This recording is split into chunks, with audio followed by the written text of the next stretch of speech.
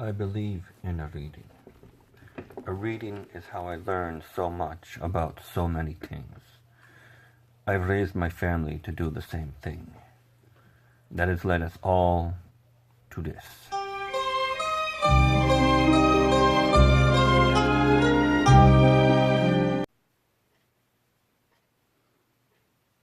Hi everyone, welcome to my channel. I am the Book Father, and in today's episode I'm going to be giving my personal review of 3 books that I've read in the month of May. The first book is My Best Friend's Exorcism by Grady Hendrix. Now, first and foremost, this book was read by me thanks to a recommendation by fellow booktuber, Mr. Common Spence. So I thank you, sir. Great recommendation, good book, all around good read. My Best Friend's Exorcism. It follows 2 best friends, Abigail Rivers and Gretchen Lang. These 2 girls meet in grade school, quickly become best friends, stay friends as they move on to high school, until an unforeseen event at what was meant to be a great time together changes one of those girls and puts both of their friendships in jeopardy. One thing that I liked about this book, me being a child of the 80s, is that all the chapter titles were the titles of 1980s songs, like We Got the Beat by the Go-Go's and Jenny by Tommy Two-Tone. Not only are those titles of good music, but they become an increasingly important part of the book as it continues. We also meet 2 secondary friends, Margaret and Glee. Margaret comes across as the type of individual that dares to be in charge. She always wants to be the lead. She doesn't follow, she leads, and she puts up a fuss with anyone who tries to change her differently. And then we have Glee, someone that barely ever shows or shares her own opinions and wants to make as little waves as she can between all 4 of them. We see how appearances can be deceiving. We quickly see how deceit and betrayal are unraveled. And we fear for both Gretchen and Abigail's friendship, hoping that through all of this, somehow, one way or another, these 2 best friends will remain best friends until the end. Overall, I gave this book 3.5 out of 5 stars. There's nothing overly wrong with the book. It did have a few moments where I had that lump in my throat. It had 1 or 2 moments even when I was seriously feeling like I needed to cry for how the book was unraveling. So it's very human. It's very easy to get along with. But still, 3.5 out of 5. Good recommendation. Thank you again, Common Spence. Next, we have Unraveling by Elizabeth Norris. Unraveling gives us 17-year-old Janelle Tenner.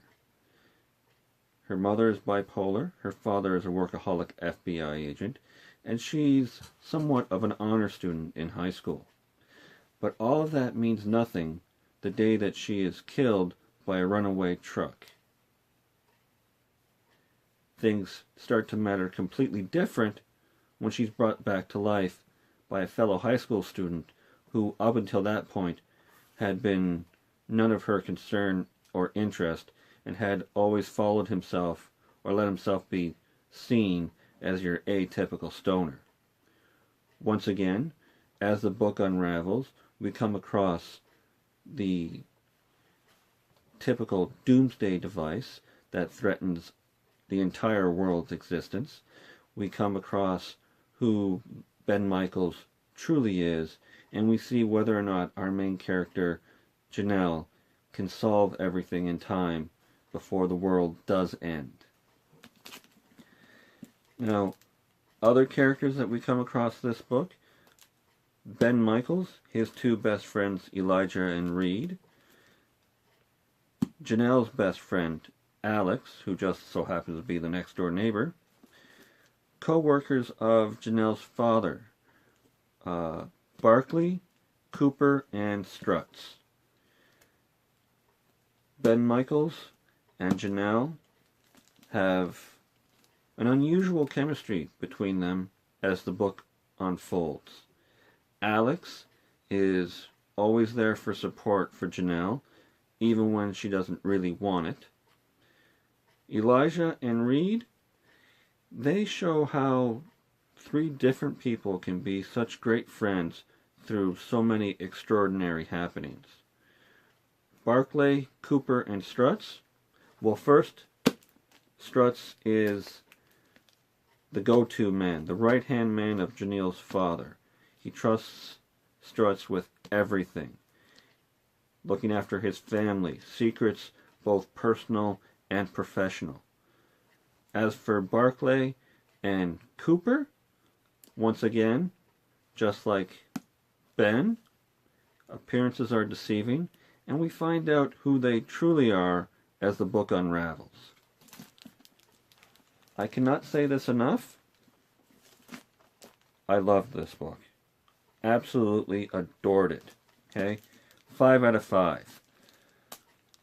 It purposely, according to an interview that I've seen with Miss Elizabeth Norris, it purposely gives you mental flashbacks or remembrances of other good shows, like The X-Files, which is repeated prominently in this book, which is great because I'm an X-Files nut.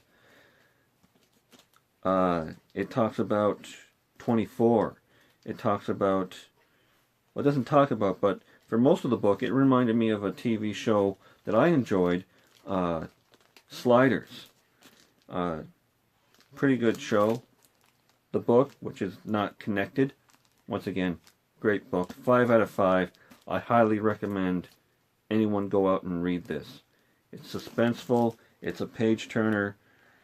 Every chapter ends with a, well, what are they going to do now kind of thing, and just makes you want to read more. So, for Unraveling, 5 out of 5. Not that we're done with Miss Norris, because she also put out a second part to Unraveling, Unbreakable, also by Elizabeth Norris. Unbreakable starts 6 months after the ending of Unraveling. The world is completely different. Nothing anyone could have seen or expected is what we end up 6 months after Unraveling.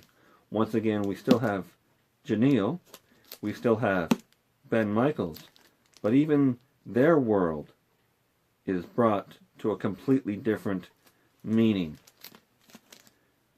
We once again come across Barclay, who is, like I said before, appearances can be deceiving. In the first book, he tends to get in the way. In the second book, him and Janelle are the ones that bring us along for the ride. And just like Unraveling, Unbreakable was just as suspenseful.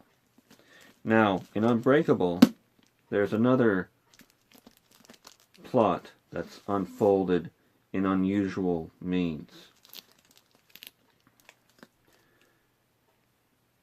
There's a conspiracy that's been found out, thanks to Barclay, and he employs Janelle to help him discover what it all means and to bring it to light before it's too late for both of Janelle, Ben, and Barclay.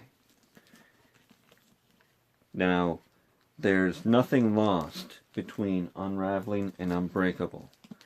I did like Unbreakable slightly more than Unraveling, which just helps to solidify both of the books in my mind as 5 out of 5.